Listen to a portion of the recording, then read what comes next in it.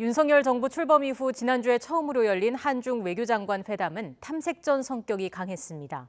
한중은 당분간 전략적 소통에 주력할 것으로 보이지만 올가을 중국 20차 당대회 이후 신경전이 본격화할 수 있다는 우려가 만만치 않습니다. 이교준 기자입니다.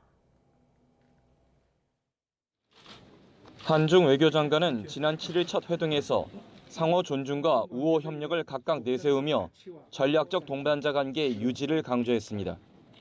한중 양국이 상호 존중과 신뢰를 쌓으면서 평등하게 협력하는 좋은 동반자가 되어야 다가올 미래 30년도 건강하고 성숙한 한중 관계를 발전시켜 나갈 수 있을 것입니다.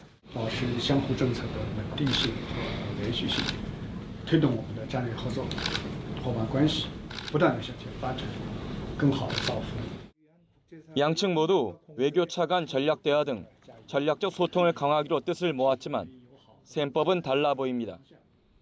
우리 정부는 정권 초기 한중 관계의 안정적 관리에, 중국 정부는 한미일 밀착 견제에 무게가 실려 있어 보입니다.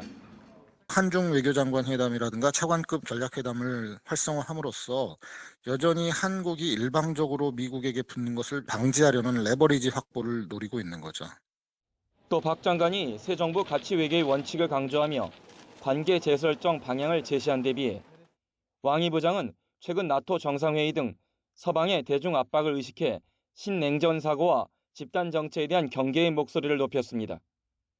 이 점에서 향후 미국 주도의 공급망 재편과 한미일 안보 협력 강화 등에서 마찰이 우려됩니다.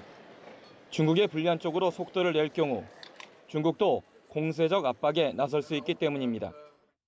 이제는 우리가 보다 심각하게 생각해야 될 게 중국이 우리에게 어떤 비용을 안겨줄 것인가에 대해서도 충분히 고려하고 정책들을 펴나가야 되는 그런 시점이 아닌가 싶습니다.